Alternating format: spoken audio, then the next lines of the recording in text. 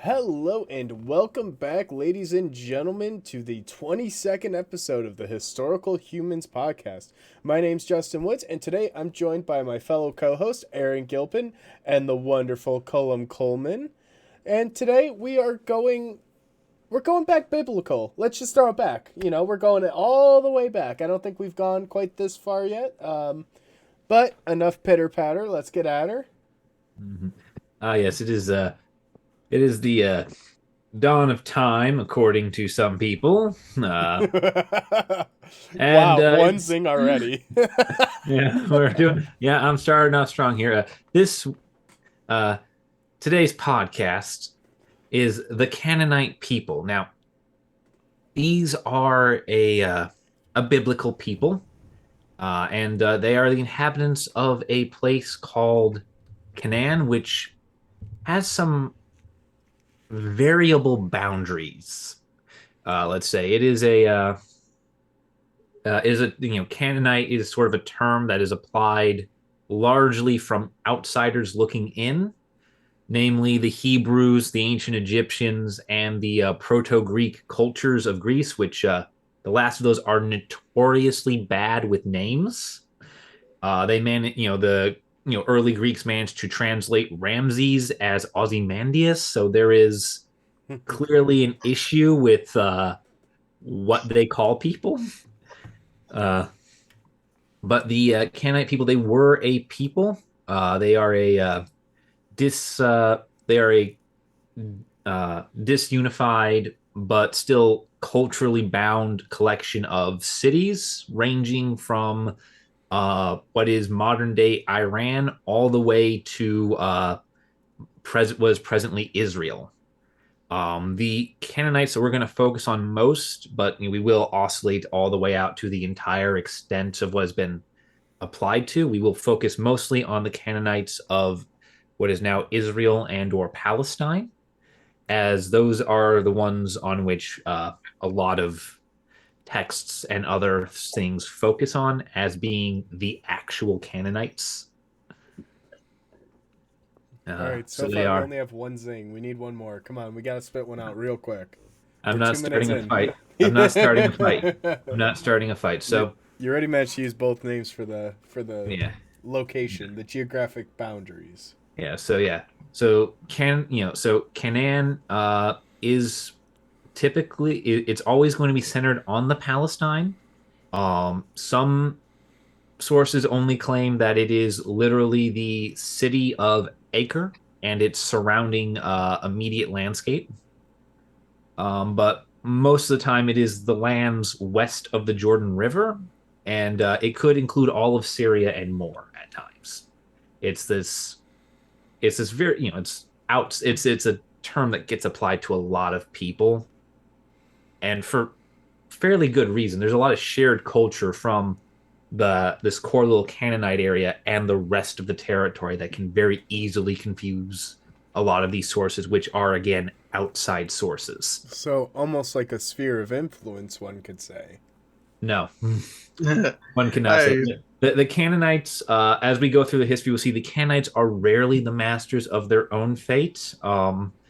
They spend a lot of their history being on the losing end of a sort of liminal space between other empires.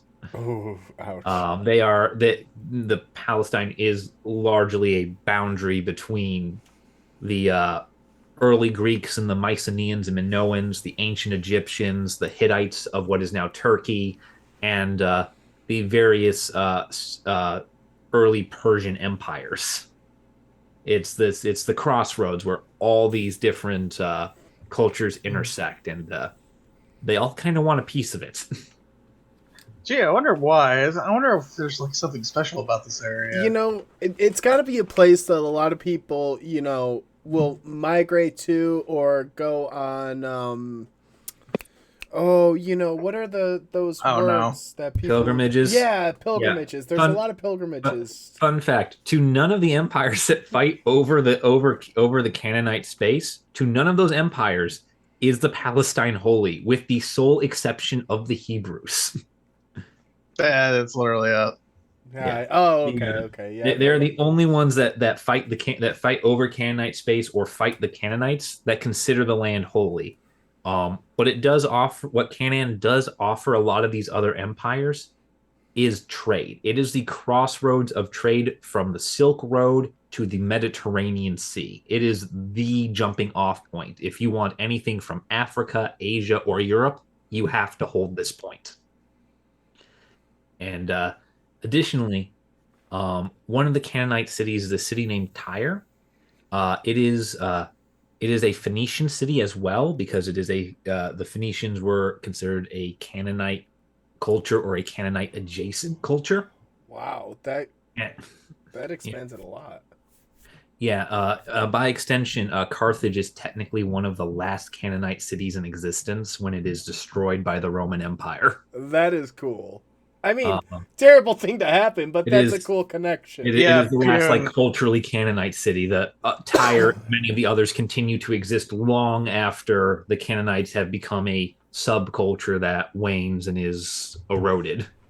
Yeah, so when you hear the Yeah. Romans talk about the Punic Wars or Punes in general, Mhm. they're essentially saying Phoenician because Yeah, that's how they knew them. yeah, because the Punic people are Phoenician, and Carthage is Punic, Tyre is Punic, and Tyre is technically Canaanite, so transitive property Which goes. is why you'll see Canaanite imagery in North Africa. Yep, yeah, all the way out in Tunisia.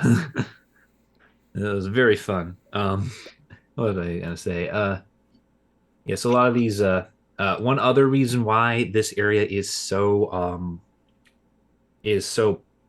often contested by various empires is because of something known as Tyrian purple or royal purple. Oh, yeah. Um, Up until only a few hundred years ago, the color purple was near impossible to make, and you could only get it by crushing the shell of a certain, I believe, crustacean that only lives in the Palestine. Snails. Snail, that is it. It is a It's snail, not a certain crab. snails.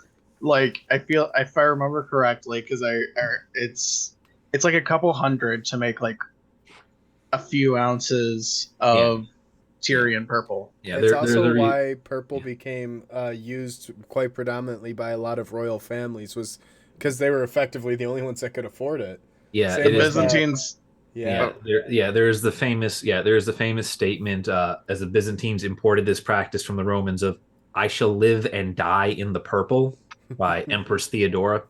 Basically, it is a statement that I die a king or not at all.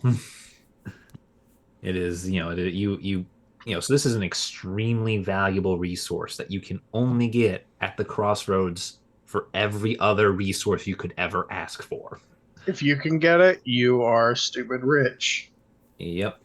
So Gee, yeah, it's almost like this geographic region is just really yeah. a fertile area for Yeah. empires and civilizations to really spawn from. Yeah, it is a big deal. In fact, one of the earliest alphabets is located here. And I'm not even talking about the Phoenician alphabet. There is a Cuneiform? Canaanite. No, not cuneiform. Cuneiform's not an alphabet. Ooh. Uh, Cuneiform is technically a tally mark type thing. It's its own type of language. I'm talking ABCD. There is a Proto-Phoenician alphabet known as the Canaanite alphabet Wow. that predates the Phoenician alphabet. So we did mention that the Phoenicians are technically Canaanite, but they're also very distinct in many of their own ways. There's an earlier version that the Phoenicians get it from that is the Canaanite alphabet, which of course transitions through the Phoenicians into the Greek and then the Latin alphabet, which is what we use in English today. They really perfected that system. I mean, the Latin one's been working for what, like 2,000 years at this point? More With than a few modifications Well, here naturally, and there's there. there's certain progressions, but there's We get the letter J at some point.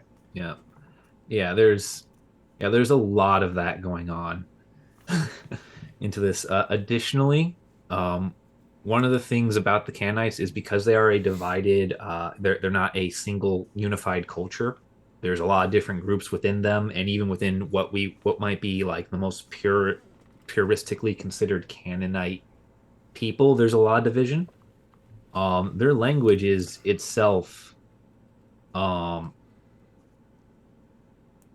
it's pretty much the beginning of a lot of other languages. They spoke what is a Proto-Hebrew language. They basically spoke the equivalent of pre-Shakespearean English if Hebrew was English. It is Oh, okay. I see what it you're saying. is it's technically the same language, but it by God in heaven it is unintelligible uh, compared to the Unless other. you really sit there and think about it and Yeah, then mull over all the yeah, poetry that they wrote, and then you're like, ah, yes, it means this, but yeah. also it could mean this, and then it's a really dirty joke if it means that. Yeah, yeah, and they also spoke a couple other languages, Phoenician and Punic, both of which go on to become, their own little separate cultural things, and Moabite, which is a Semitic language, so it is a Hebrew adjacent language that unfortunately no longer exists. In fact, Hebrew is the only language of the Canaanite peoples that still exists today. What is Moabite? I haven't heard of that one. Moabite. I just mentioned it. It is a Semitic language, so it's from the same family tree of I languages mean, as Hebrew. like who spoke it specifically? I've never. This is a Uh, new one for so, me. so it was spoken by the Canaanites, and I think they're called the Moabs. I could be wrong about what the original Moabs. people are called. That's just me using the English language here, but I believe it is one of the ones spoken in the border between the sort of the north of what would be Israel and what was the border between the Hittite Empire of Turkey and modern day So Israel. So whatever that is on the map, I don't know like exactly what. Lebanon ish. Lebanon, maybe northeast or maybe northwest Syria. Okay, I was curious. I that was That's my understanding of it. It's hard to find. Again, it is a dead language. true. It That's has been fair. dead. It has been dead since the Jews were in Palestine. So it's one of those things that gets a little hard to track. Um, the So, so yeah. yeah, speaking of cities, where were Yeah. they? What were some like actual like Canaanite cities? All right. Well, the two most famous out of all of them we haven't mentioned yet is Jericho and Jerusalem. Yeah, the holy city of the Hebrew, built by the Canaanites. They inhabit it after they wipe the Canaanites out in their invasion. Uh, and Jericho is also famous precisely for the Hebrew invasion of the Palestine, specifically for exactly how it falls to siege. Oh yeah, the was it the trumpets? Yes, they blow on the horn. They blow on their Or, horns, marching around the city, and the walls turn into salt and sand. At which point, the Hebrew army is free to sack said city. I believe I believe biblically they spare no one except for one person who had helped them as a spy and hid people in the basement of her brothel. so everyone died except for a brothel owner. Well, I believe her title was technically a word I can't say on here. Should we say Lady of the Red Light District? Oh. Red light Streetwalker? district of Jericho. All right. The red light, yeah, yeah. Basically, she was kind to them and helped them, and in return, they told her to gather onto her those who she held dear and hide in her basement until the horn stopped blowing. Well, of course, you've got to keep the essential businesses open for after the city is I sacked. mean, there was an army. There was an Yeah, army sitting literally, outside you've for got to three put two and days. two together. They're either There, going to pay for it willingly or not pay for it. I don't want to entertain any let's version not of talk that. about that. Shut your trap. Some other famous cities of the Canaanites include Tyre, which we mentioned, but also Byblos, which is home to the I believe the Tower of. No, that's a different Bible story. Never mind. Byblos, Sidon. Were there a lot of bibliomaniacs in Byblos? I'm not helping you. Like, I'm not helping you the with these first? jokes. Not helping you with these jokes. Aaron, back me up. Back me If up. you're on gonna this do it, you have stupidity. to come. You have to come in with everything. Oh, you're on your own there, bud. Yeah, there was also Bet Shan, Gezer, Hazar, Lachis, Megiddo, Shechem. And if you look at a map of where all these cities are, they range all throughout the Near and Middle East. There's a range on these cities. So more than likely, this was probably a more city-state situation rather than Oh yeah, they some sort of were. unified culture, similar to the Greeks. Yeah, this was a city-state situation similar to the Greeks, except they were, unlike the Greeks, this culture was surrounded by other larger cultures, and the Canaanite culture itself is a fusion of largely, I have it down to 6 essential cultures after digging into all of this. There is the Egyptians, the Mycenaeans, the Cretans, which is fun because that is both the Minoans and later I believe the Samites. I could be wrong about that. Which one it is? There's a lot of names in here. The Mesopotamians, which are again the Babylonians, Assyrians, all of those people. The Hittites, which are in Turkey, and my new personal favorite for this time period, the Hurons, the Hurrians. Were they always in a bit of a rush? So, fun fact: the Hurrians traveled down the Silk Road from Mongolia into the Hittite lands, invaded and settled in the northern Palestine before imparted their culture, and then proceeded to sack and rule Egypt. They are the Hurrians are a dynasty of the I want to say Middle Kingdom. Oh wow! And their name is the Egyptian word for foreign lord. So we don't know what they called themselves. So you're telling me these people decided to come from, if not like just say Mongolia, but like the Central Steppes, decided to mosey on down, settled in northern Palestine, and then we're like, those Egyptians have had it too good for a while. Let's take it.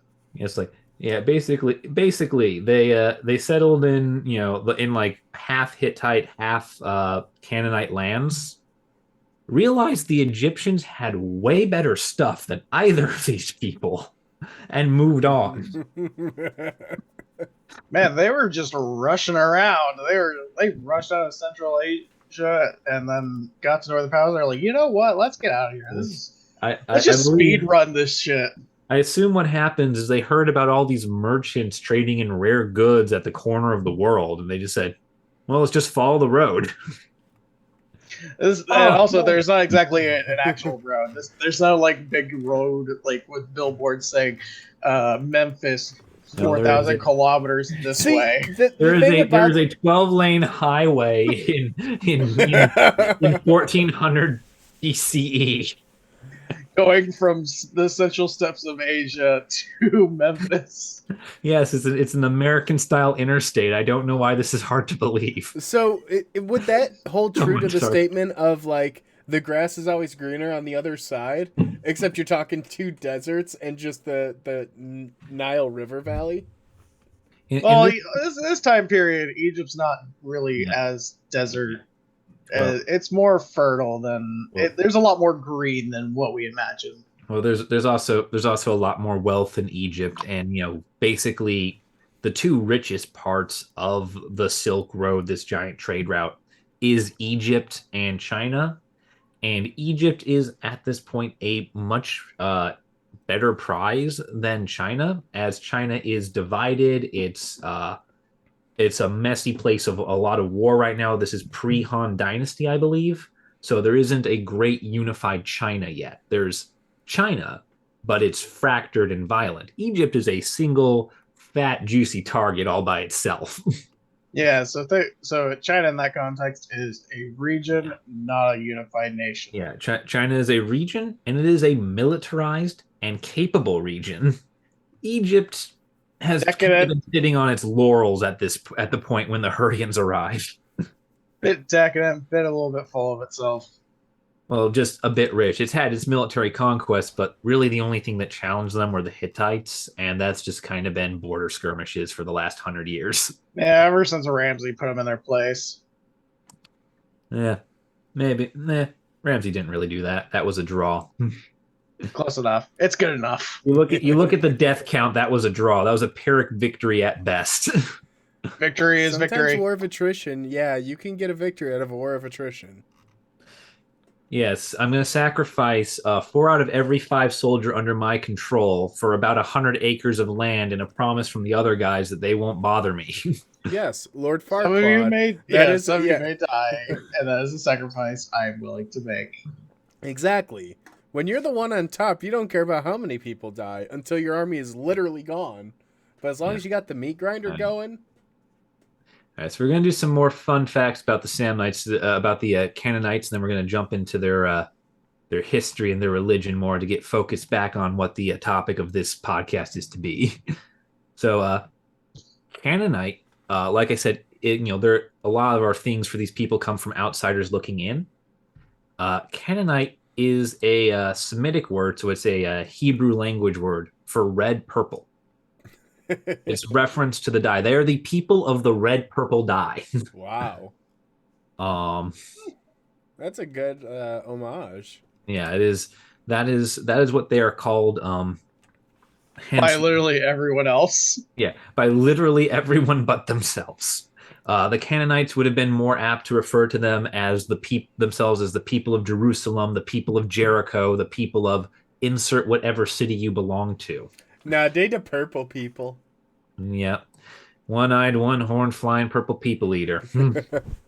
But the cool thing is Canaan was inhabited by people as far back as the Mesolithic and Paleolithic, which, for those that don't understand, that is Middle Stone and Old Stone. It refers to how long ago the period of time was. Yeah, the region was inhabited up to 2.5 million years ago, but we have continuous settled habitation at sites as early as the Mesolithic in 8000 BCE with the city of Jericho. And the only caveat to that I'd put, though, is there has been confirmed modern Homo sapiens in this region, confirmed to about 200,000 years ago. That did come out fairly recently. Yes. Again, there is the Paleolithic is a vast time period here, but I have the biggest. I have only the numbers for the beginning and ends of these periods, not the exact dates for everything. So humans have been there for about 200,000 years to whatever this time period is. Jericho here is continuously inhabited from 8000 BCE to the present day. It is a 10,000-year-old city. It is one of the oldest cities inhabited ever. It's the oldest continuous inhabited city on Earth. It's up there with them, and that is confirmed. That 8000 BCE mark, that is confirmed by archaeology. That's still really, really early for a city, considering 10,000 years ago. We are currently experiencing some technical difficulties. We apologize. We will resume regularly scheduled programming as soon as possible. I think it's really interesting, though, when you talk about the fact that the city's been inhabited since 8000 BCE to now 10,000 years for a city is got to be one of the earliest. And at that point, people were barely just starting to invent agriculture around the world. There wasn't even pottery. Like, this is a pre-pottery society as well. This is pre-pottery. Oh yeah. The Canaan begins to become settled outward, more or less from Jericho, by the Canaanites by during the Neolithic period, so that's 7,000 to 4,000 BCE, and they begin to make metal tools, pottery, and stone structures in what is called the Chakolithic Age, starting from 4,000 and ending at about 3,000 BCE. Wow. So the city itself, 4,000 years old by the time that this happens. It is 4,000 years old by the time that there are permanent structures in the city. There is Wow. evidence of like basically wooden hovels, you know, earthen houses, tents, that kind of habitation. It's That scale of time, though, is unreal because you look at it to a modern comparison. London is what, barely 2,000 years old at this point? yeah, London. Its 2000 birthday should be coming up. Yeah, its Yeah. 2000th birthday should be coming up because Londinium isn't founded until well into the Roman Empire, and that's that means they've probably got their Yeah, birthday in the 'cause next century. So you're talking literally that in less than 50 years, actually. you're talking that this city is twice as old as London is in current day and had just started getting permanent structures. It's Yeah, easily four times as old as it's Rome. this city is 5 times as old as London overall. It had existed for twice as long as London has existed. It had existed for twice as Wow. long as London had existed before it got stone structures. That is insane to me. That it's just hard to wrap my mind around the scale of time. So like when you go to do archaeology there, it's quite literally just got to be like you're just digging You, through you are you are layers. you are shredding through just historical context after historical context with every trowel scrape you go through there. And yeah, it is an unfathomable amount of time, but it's the gospel truth. The, Oh, the, that was bad. Shame on you. wow. Shame. You don't Honestly, need to talk. I'm the one with the religion here. see, this literally doing anything there. It's essentially a historical context lasagna times four. Yeah. You're Um, getting everything. oh, it gets so much worse, guys. You have no idea because we go into the early Bronze Age at 3000 BCE, and things Wow. start to get real. Okay. As Um, far as we know, historical wise. well, things do start to get real because during the Chakolithic Age, decorative pottery is everything in in Canaan. They really start experimenting with metal. Once they figure out bronze, they go absolute ham with it. Decorative pottery goes out the window, and everything is bronze. Everything is metallurgy. They work metal into anything they can. But it's really hard to make bronze because, like, aren't the tin deposits like The extremely rare in this tin region?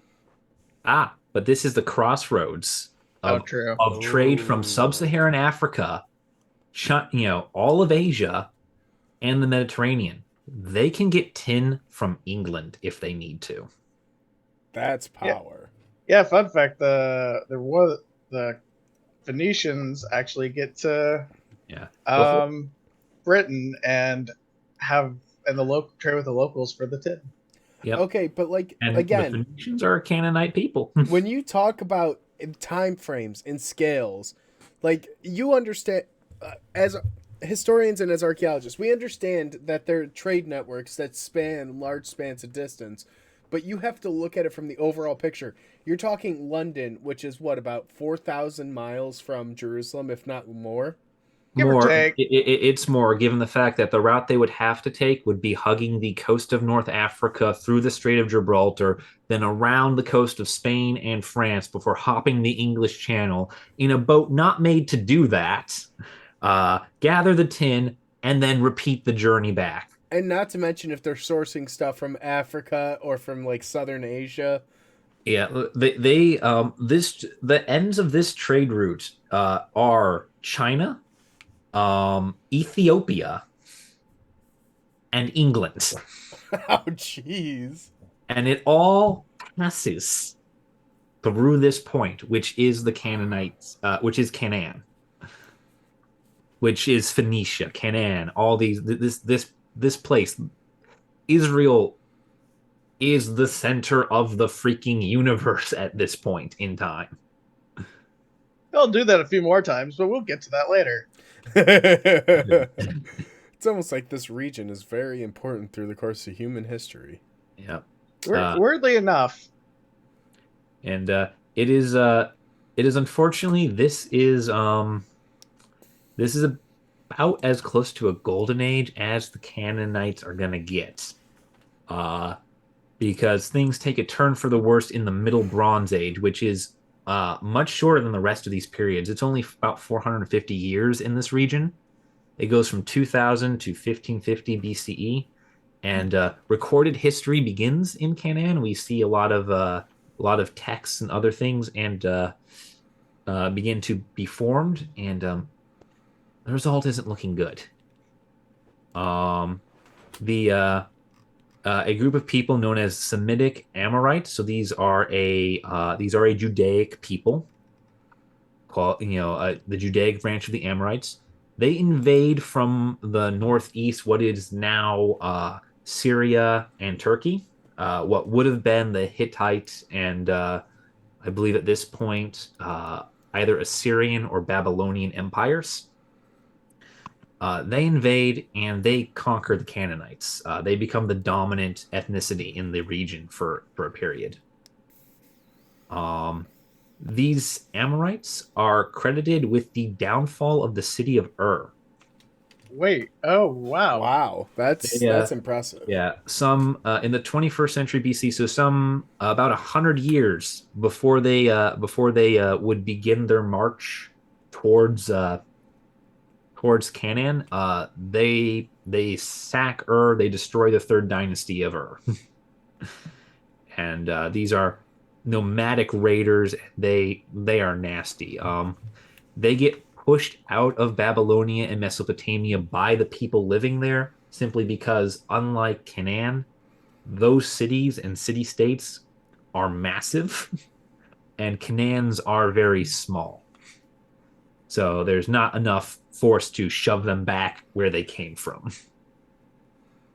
And this is going to be a problem for Canaan up until it stops being Canaan. It's literally too small compared to its neighbors. This gives some prompt for the Egyptians looking to expand beyond the Nile Valley to then invade Canaan from the south.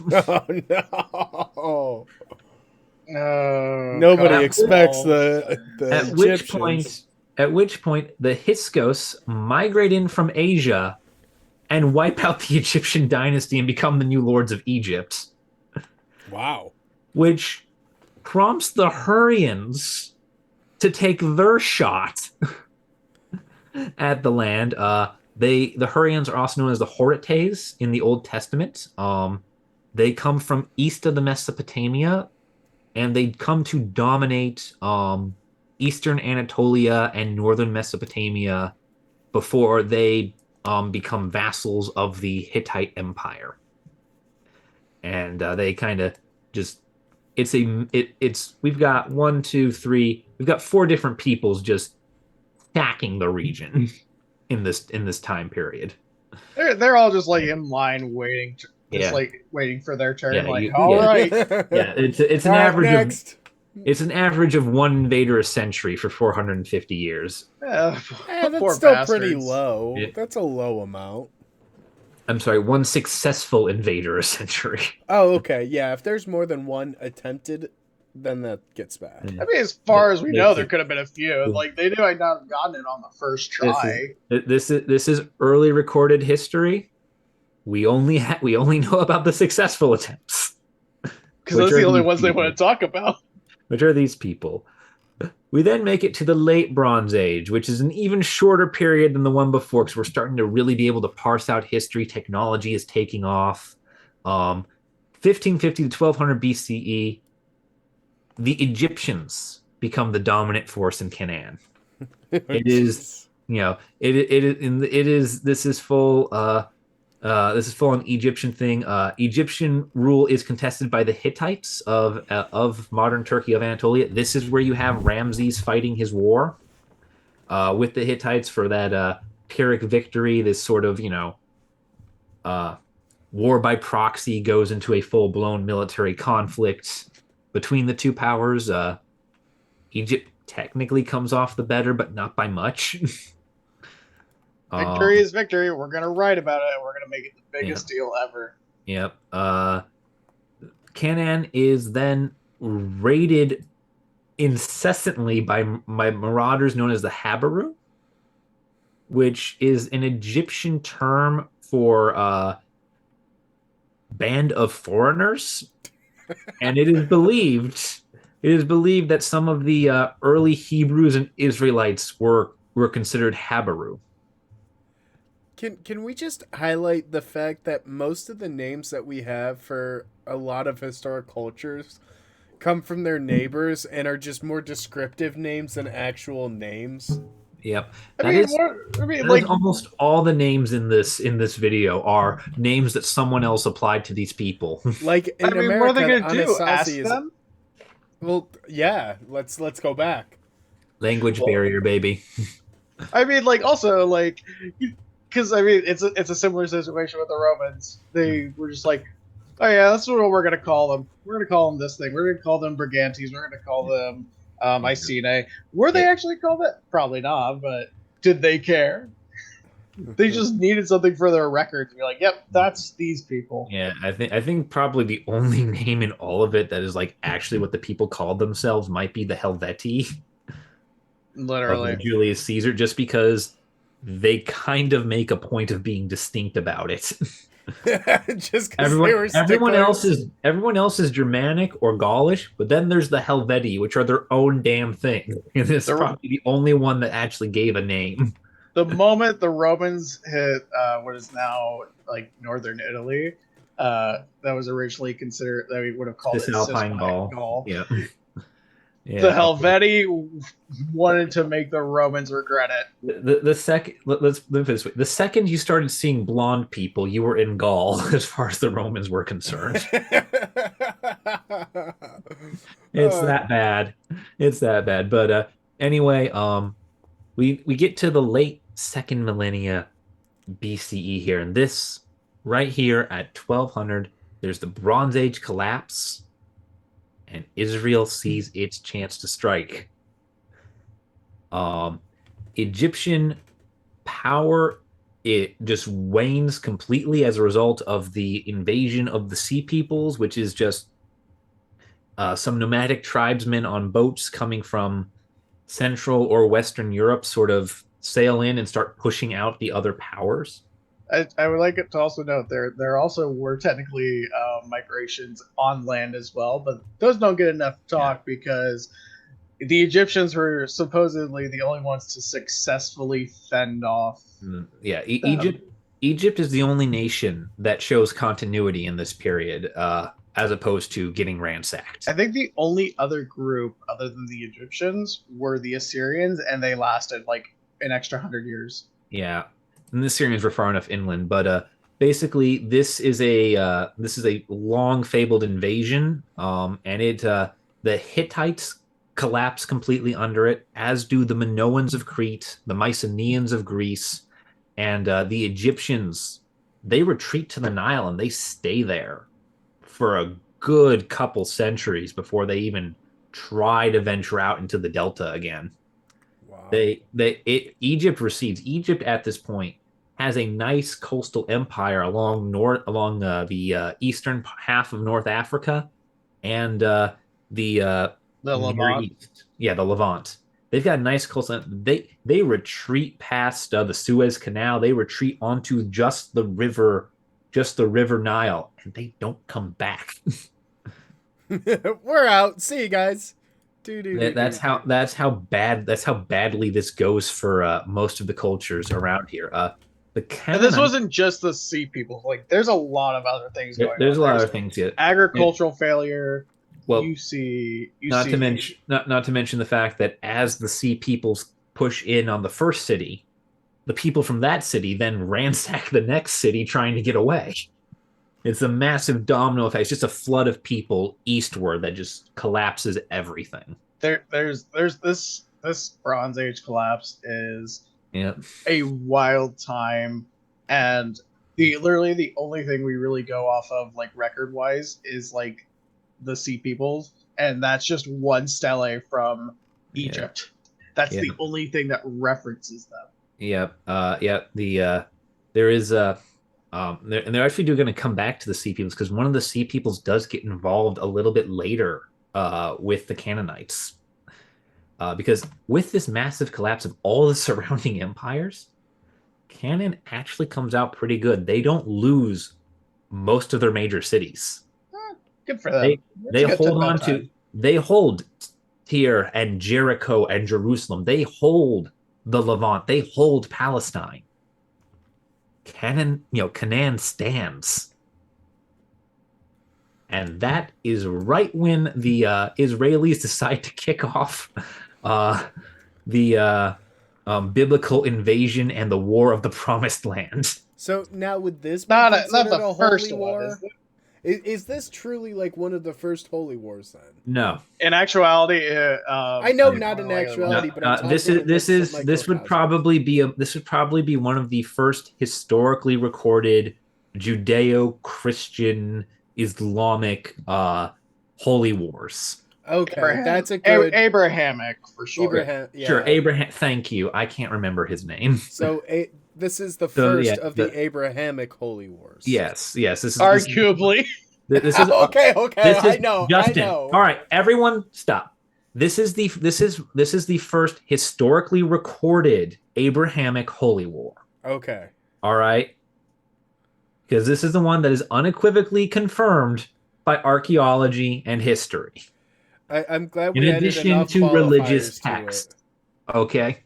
Yeah. We are done with this. I'm not going down this rabbit hole anymore. All right. I have had it. All right. Researching this thing. All right. So anyway, the war for the Promised Land occurs. And Canaan doesn't do well. In part because there is a group of people called the Philistines who come over from Crete. Supposedly, the Bible claims that they come over from Crete, but there's no archaeological evidence of the Philistines ever living there.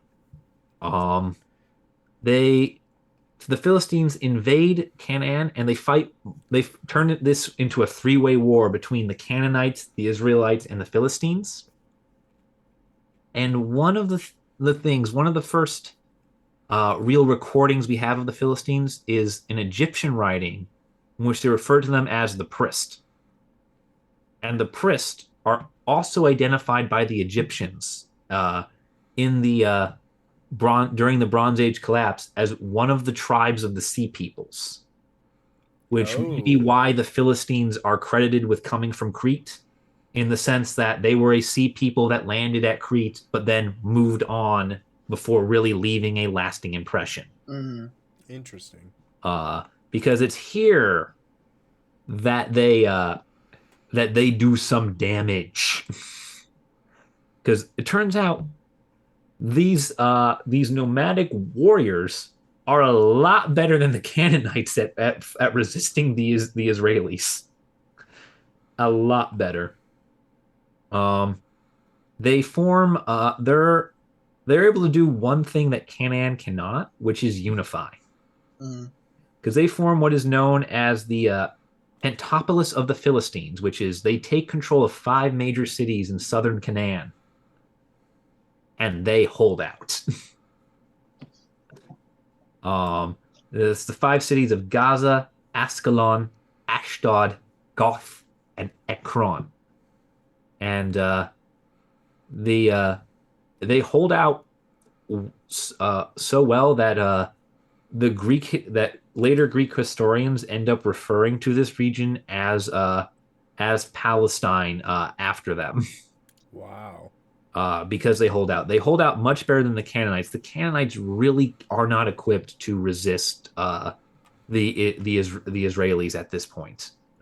They have just survived a massive cultural, political, economic collapse, and they're being invaded on two fronts. They are politically disunified, and one by one, their cities fall. But the Israelites under King David take out both the Philistines and the Canaanites, and it's actually because the Philistines are so good at fighting back that the Israelites unify into a single tribe under a single king that forms a single state in Canaan. Now, what did King? Let me rephrase this. Are there any stories associated with King David that would be widely known to the general public? There are several. Justin, if you would like to scroll all the way down to Canaanites in the Bible, our last section. Okay. There is an in-depth there's an in-depth explanation of this war and of all the Bible stuff associated with it. Okay, so we will There's a circle lot. back to this. There's Unless a we lot. want to dive into it now. There's a lot. We can do that. The other section I have for us to cover is the actual religion of the Canaanites. Okay. Prior to this, one last thing to say for the history of the Canaanites is by the 10th century BCE, so about 1000 BCE, that's 3,000 years ago, Canaan, for all intents and purposes, becomes Israel. The Canaanite culture, the Canaanite languages, dead. Or at least Or absorbed. dying. Dead or dying. Phoenician carries on for a while until after the Greek conquest, and Punic makes it all the way to the fall of Carthage. But for the most part, they are no longer culturally Canaan. It is Israeli. Yeah. What is most of Canaan? Phoenicia keeps its own cultural identity, but central Canaan itself, Jerusalem, Jericho, all that, Israeli. So, with that, we should probably cover their religion. Yeah. All right. So we want Because it was carried on by the Phoenicians and later on the Carthaginians. Yeah. Yeah. To what degree Yeah. is To agree. interesting. Yeah. And so this religion isn't a single religion. It is like many sort of polytheistic religions. It's an accumulation of a lot of different gods and a lot of local variation.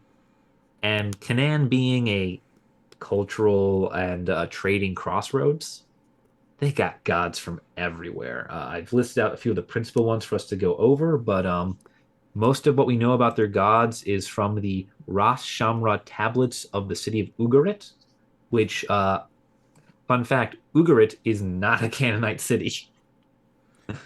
Interesting.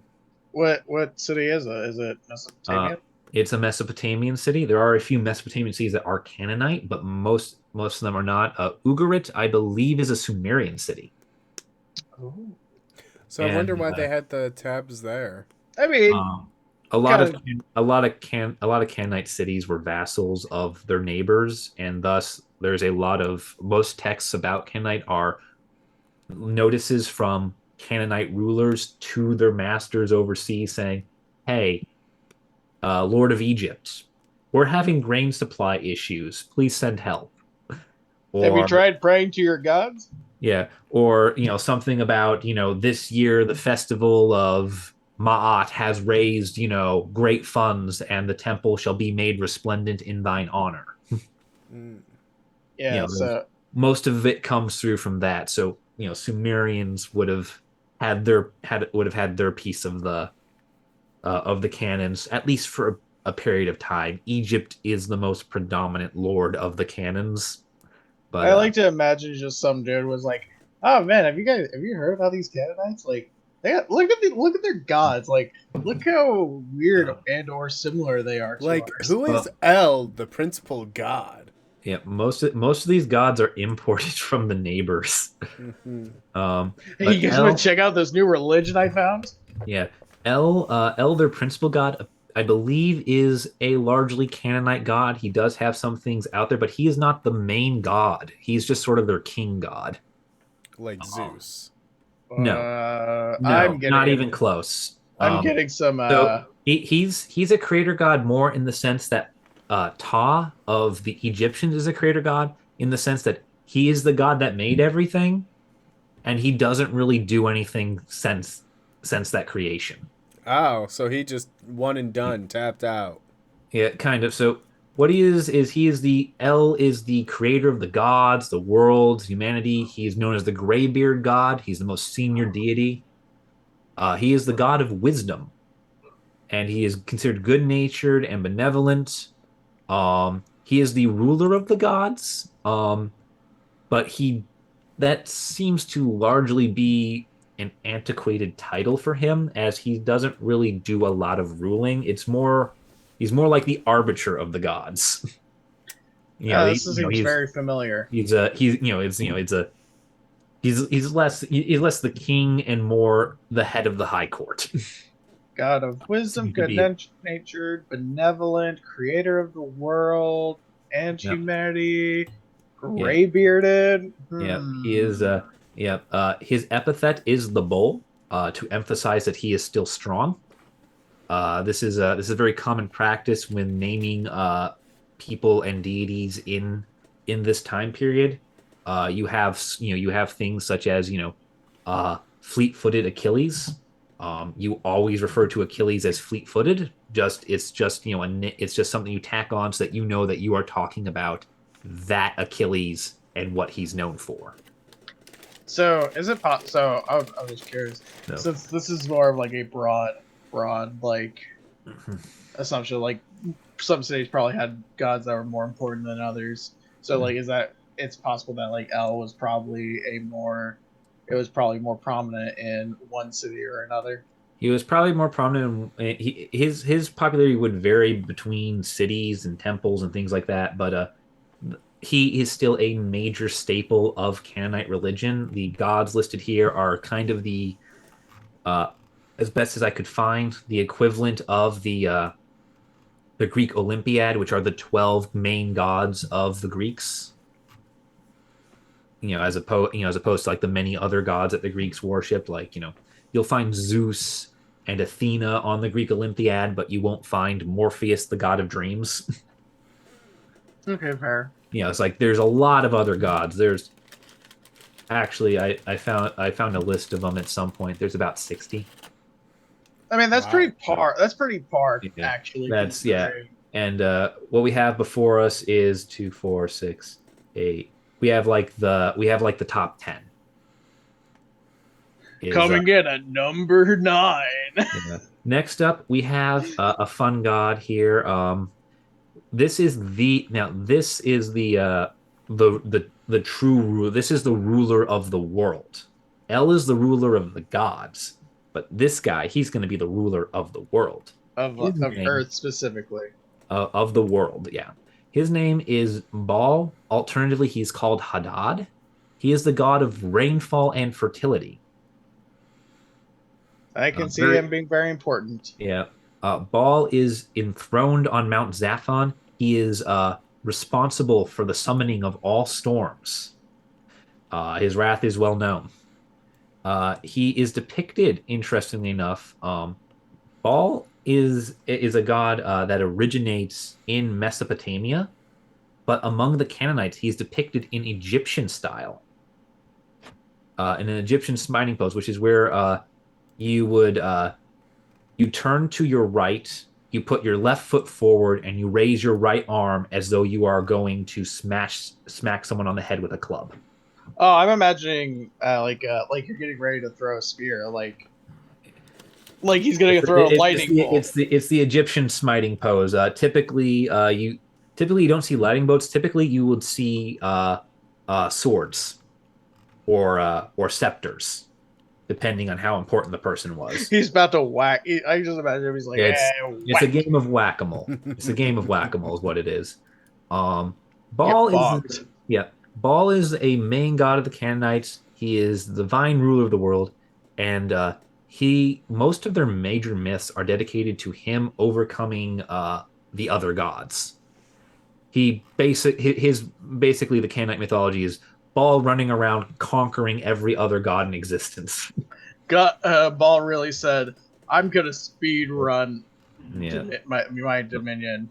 Yeah, well, his name translates as best as we can know as archaeologists. His name translates quite literally as master. The god's name is Master. Master, um, master. Easy there, Metallica. yeah. Um, the next major god we have is the god of the sea, known as Yam or Nahar. He is Baal's mortal enemy. He caused most of Baal's problems. Uh, he is defeated by Baal and another god, Kothar, working together. Kothar is the god of craftsmen.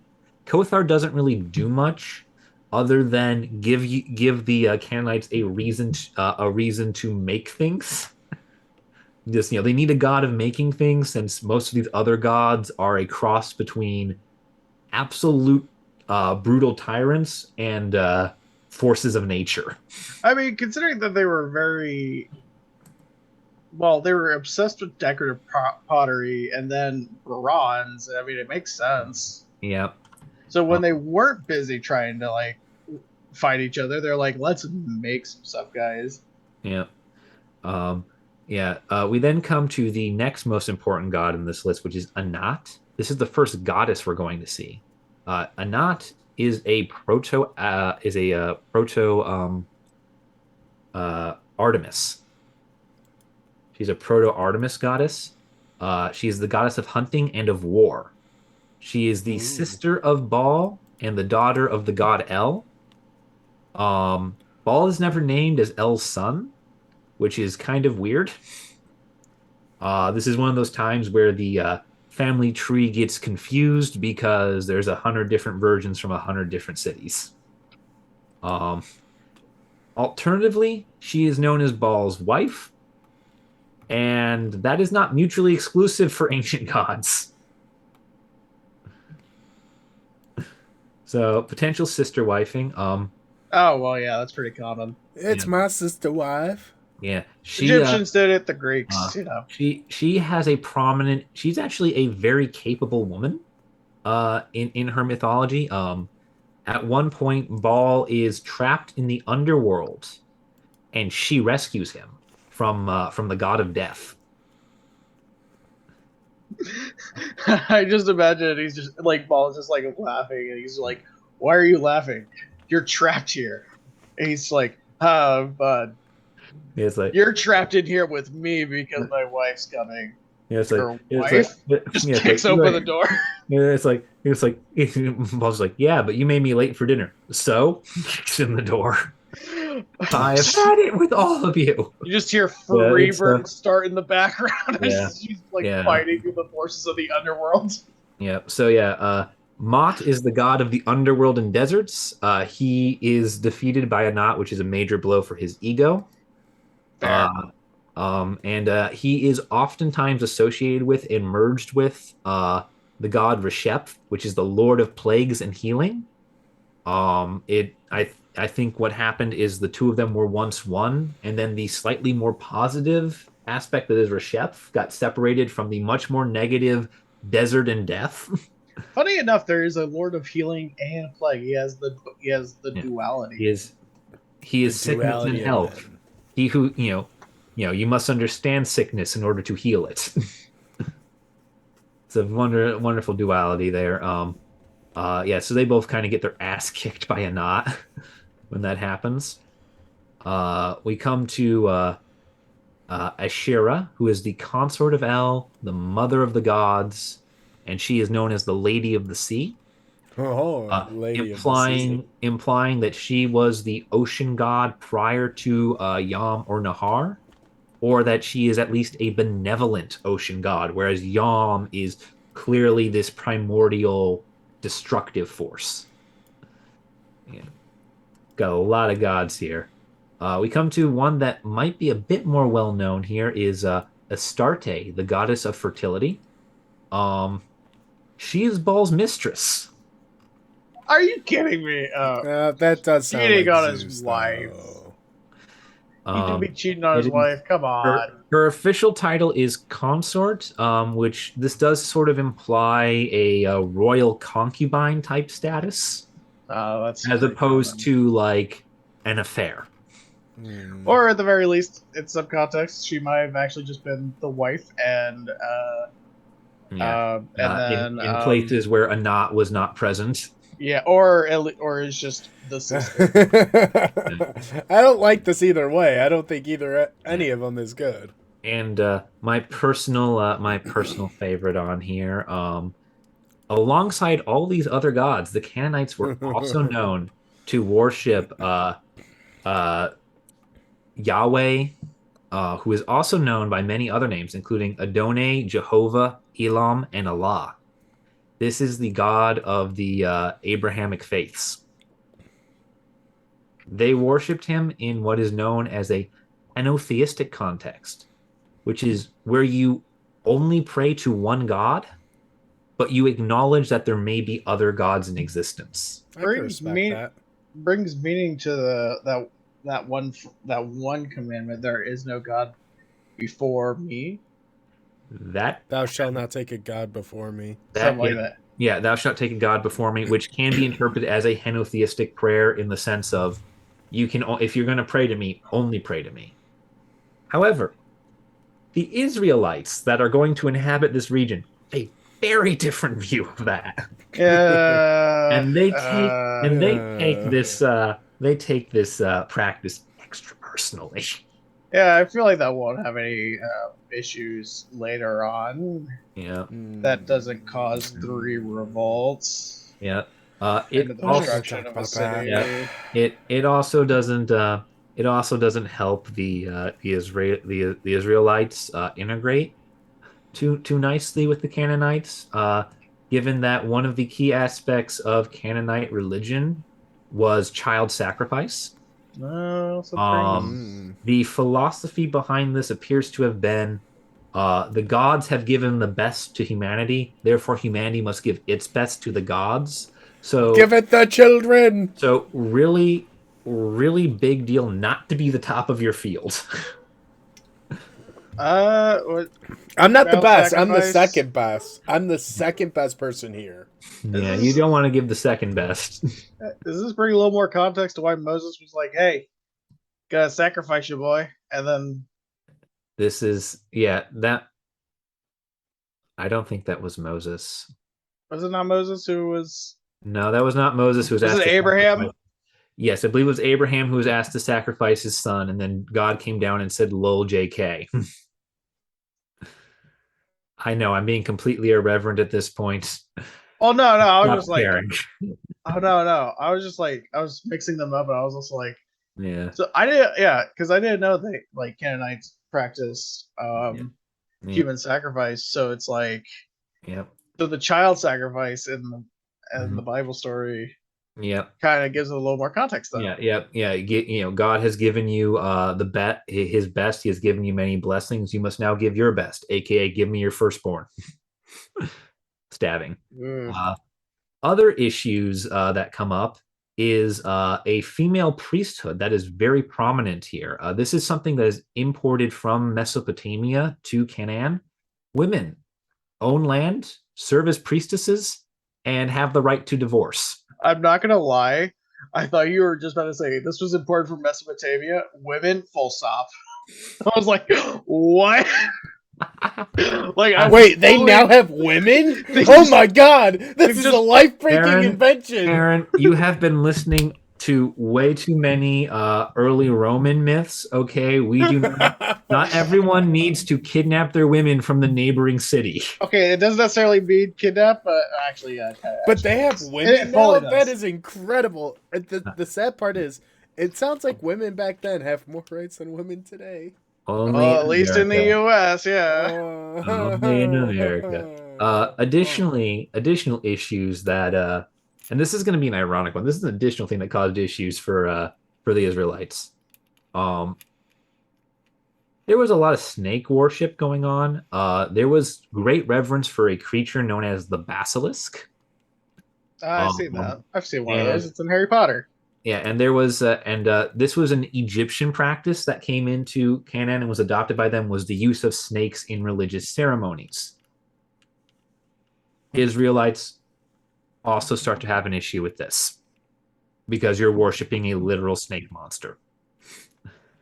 I'm a snake. And this is slightly ironic given the practices of some Baptist churches. Why? What do the Baptist churches do? There are occasional uses of snakes in certain Christian churches and other denominations. What? Yeah, I did not know there are that. snake preachers. Preachers will carry around a large snake, and you will kiss the snake for blessings from God. Okay, but isn't the snake the one that convinced Eve to eat the apple anyways?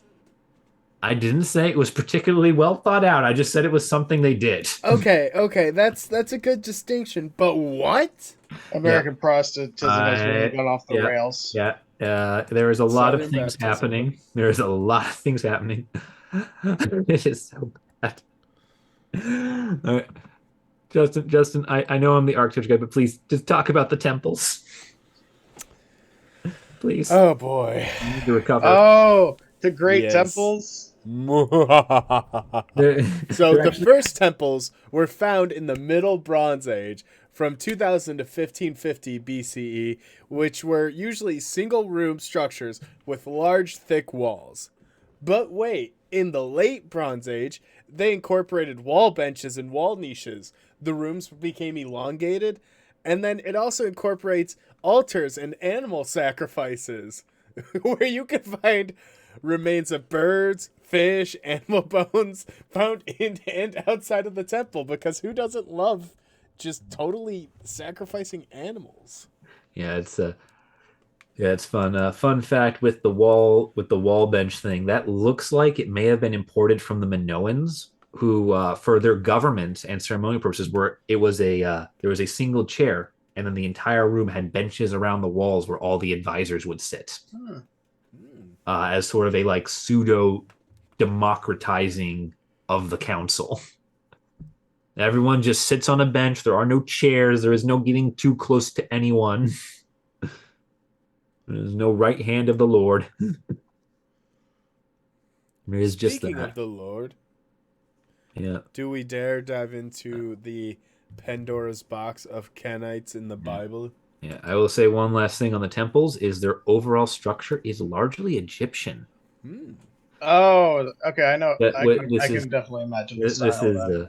This is no surprise given that the overall Egyptian aesthetic, given the fact that this is the period during which Egypt is the dominant force in the region. Most Canaanite cities are vassals of Egypt. Makes sense. Yeah. And now we get to go to the Bible, everybody. The Bible! The least contentious part of this whole podcast. I can fix that. Don't start. So, the Canaanites in the Bible. This is where most people who probably watch this are going to know it from. This is where most Christians are going to know the name Canaanite from. Canaanites in the Bible, they are the bad guys. For one simple reason. When God promises Canaan to the Israelites as their sacred, holy promised land where they will be safe from all things, the Canaanites are already living there in the cities. I guess God just promised them. They didn't get the memo. They didn't get the eviction notice. That the Canaanites themselves had already built and inhabited for 5,000 years. Yeah, they're tired. Details. Mom said it's my turn with the cities, guys. God said it's my turn. God said it. Yeah, so the Israelites flee from persecution in Egypt, and they make for this land. After the whole plagues thing? This is after the plagues. This is Moses. Moses is existing.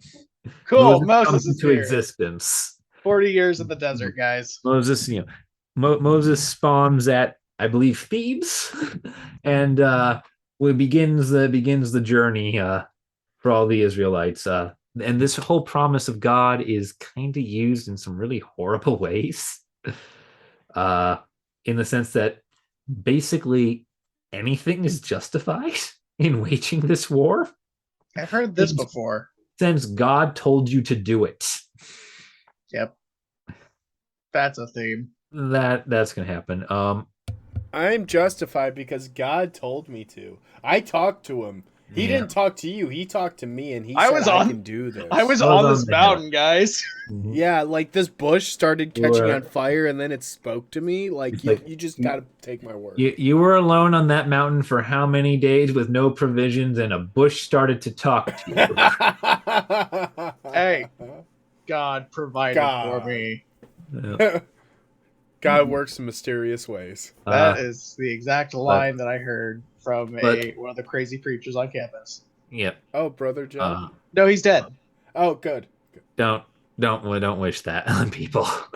We're on Brother the Jem is a air. You horrible can't person. say that. Okay. Keep the darkness in your hearts, everybody.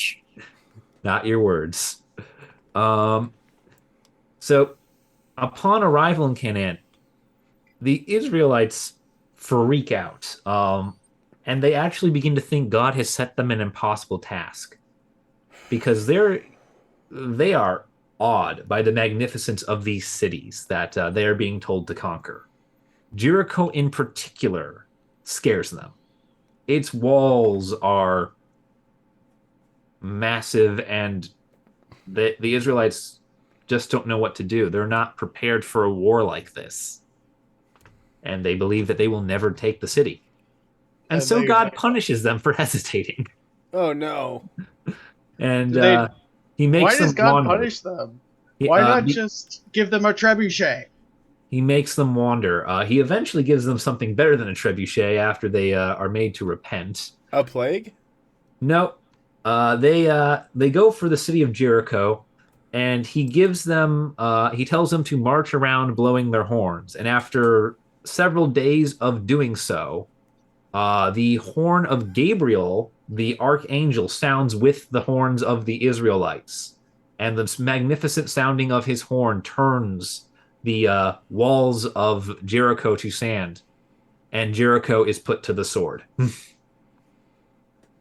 Minus one person in her family. Yep, minus one brothel worker.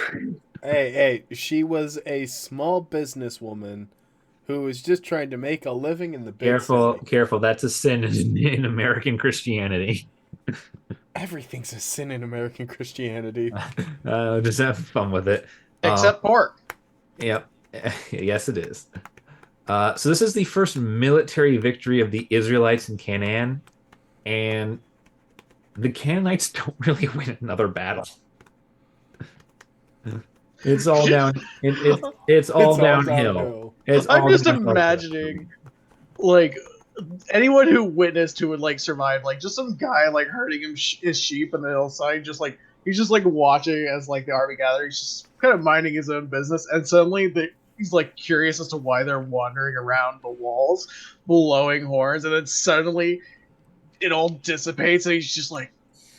And then just goes to spread word to everyone else, like, guys, you won't believe this. I imagine, like, he's just sitting there watching, like, will you turn that racket down? He's an angry old hermit in the hills, like, yes. turn that down there. And then Gabriel comes down and blows the... Just some life of Brian. I don't want you to cure me. Go away. Yes. And then the archangel comes down and obliterates the wall. I don't care. You are an archangel. Get off my lawn. Fun fact: this story inspires several incredibly creative attempts to break sieges during the Crusades. You know what? I fully believe. Including one point where for a week the Crusaders do not eat and march around the city walls stripped of their armaments, banging their heads on their shields. Oh my god, give themselves brain damage while they're at it. Honestly, at the point where they're willing to do that, there's not much left. Honestly, whoever convinced them, I give them props. Like, I imagine It's at the not that command hard. tent, they're like, we just need something. I'm literally losing my head. And I imagine some angry commander walks over to his shield and just starts bashing his head. And the commander goes, that's a brilliant idea! It's pretty easy to convince people when your army is made exclusively of religious zealots who have traveled 1,000 miles to fight alongside you, and you claim to speak with the mouth of God. It's pretty easy to get people to do things. I guess. God said to do it. God said, "You got to Yeah. do it." God So said. yeah, the uh, the Philistines then proved to be the more capable people of Canaan. They actually win a military victory against the Israelites. They killed 34,000 of the Israelis in the Battle of Apec, and they even succeed in capturing the fabled Ark of the Covenant. Um, this actually proves to be a good thing for Israel or for Is the that the same one Israelites. that Indiana Jones captured? No, that was a movie prop. Oh, well, I thought it was a real thing. Why would they make a prop? I know. Because it's You still know, in Ethiopia, ain't it? So yeah, the conspiracy. the Ark is credited with bringing a number of victories to the Israelites throughout the Bible, and so the Philistines decide that let's use this weapon against them. It is a gift from the enemy. The ring of power should be wielded in the hands of Gondor, and it goes about as well. Eh, It proves deeply unlucky for them. They are hit, I believe, with sickness and military defeat to the point where they just give it back. They give the other side, they give the Israelites their weapon back just to please make it stop. there's like they're all like confused, like uh, okay, okay. Yeah. Don't have to tell us twice. Um, yeah. The uh, the Bible also gives reference to gives credit and reference to the henotheistic worship of the Abrahamic God in Canaan, as a number of Israelites, after they've conquered the cities of the Canaanites, take to worshiping other gods. Yeah, the whole Yeah. thing The where worship of false idol. Moses, Yeah. yeah.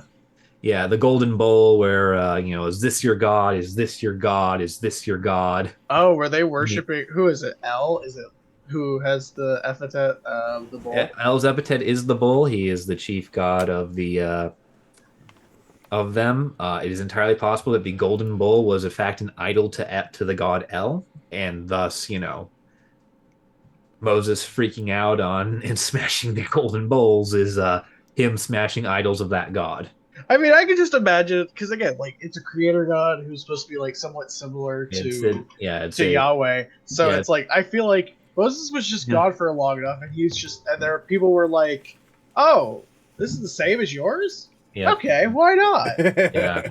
And there's also some evidence to point that El would have been associated in the Abrahamic faith with Eden, as he is from the point where the waters of heaven and earth meet, which Eden is located at the confluence of four rivers where heaven and earth meet. Two of those Oh, rivers being the Tigris and Euphrates, which are right over there in Mesopotamia, where Canaanites are getting about a third of their gods. fair.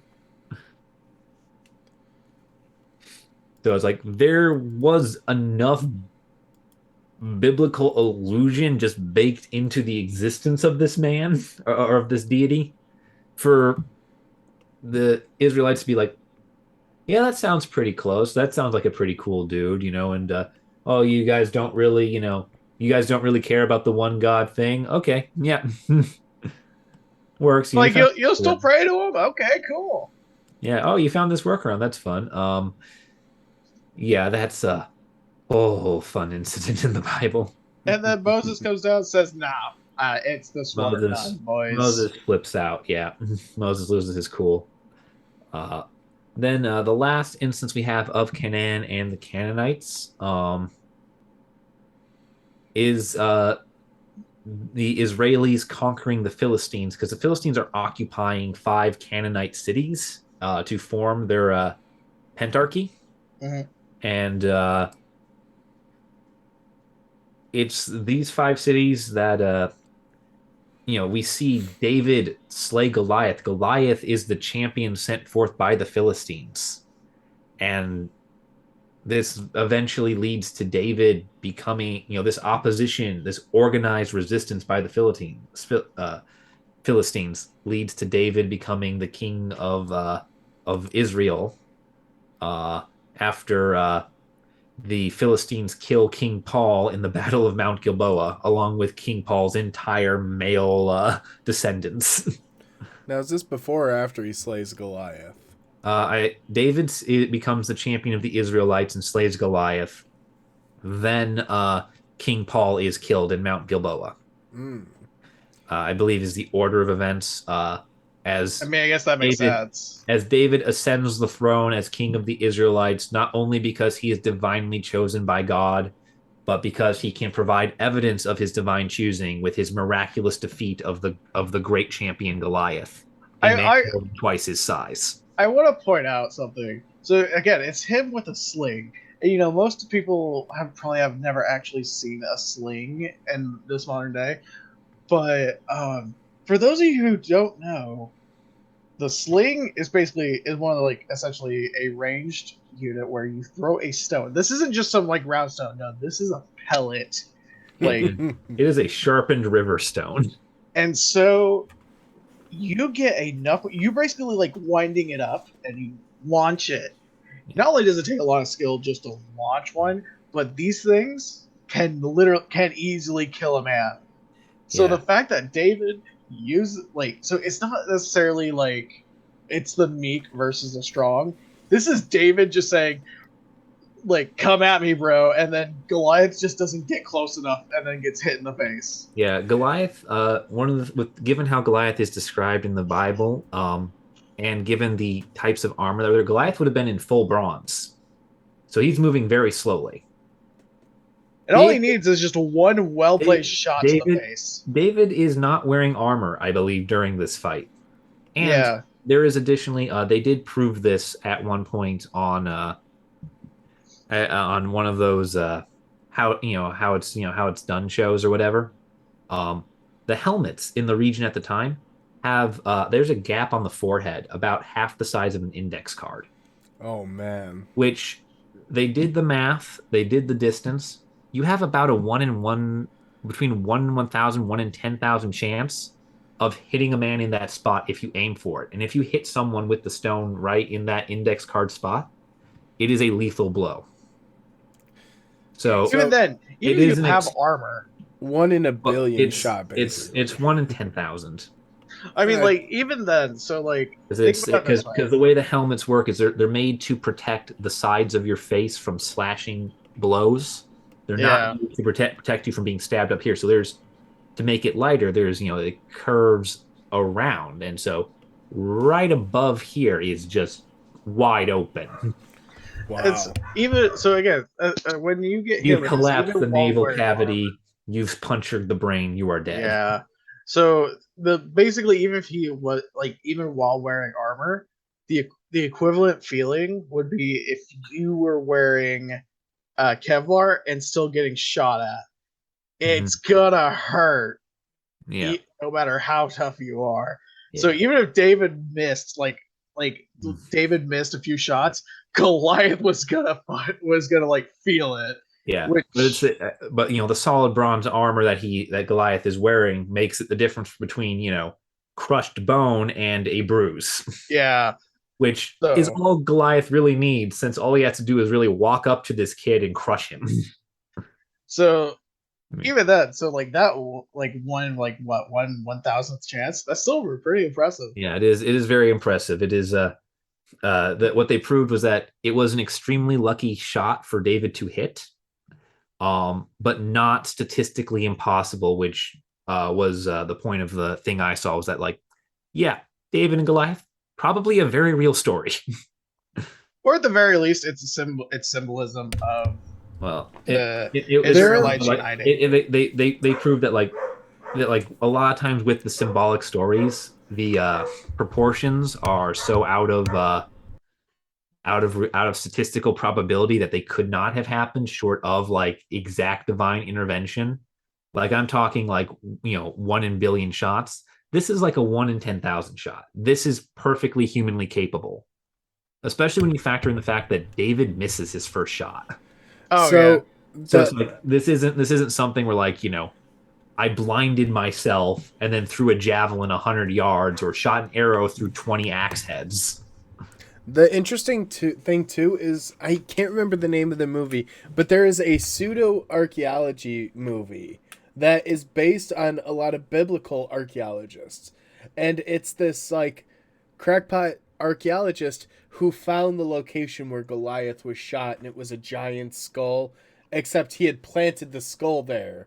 So he was like planting his own evidence to gain notoriety in this biblical field because he was essentially a mocking or a joke, a laughing stock. It was a fraud. Yeah. Well, he was a laughing stock, but then became a fraud in the guise of like a really successful biblical archaeologist. Yep. But Go figure. I think that's a good point for us to wrap up here. We're going a little long. So. Yeah. So yeah, we have the Canaanite people. They're a pretty eclectic bunch. Most of the cities in Israel and the Palestine were once theirs, and now they aren't anymore. They worshipped all kinds of gods and were a part of a lot of different cultures. And they left a legacy that we still know today. Yep. And on that terrible bombshell, thank you guys for watching. If you enjoyed today's episode, be sure to leave a like down below. If there's a specific topic that you would like to see, be sure to comment down below and to subscribe for any future episodes. We are looking at our 23rd episode next week, which is going to be Tobago. The Island of Despair. Yes. Tobago. Yep. Tobago. Watch colonialism fail and fail and fail again. We love to see it. And we'll see you guys in 2 weeks with that episode.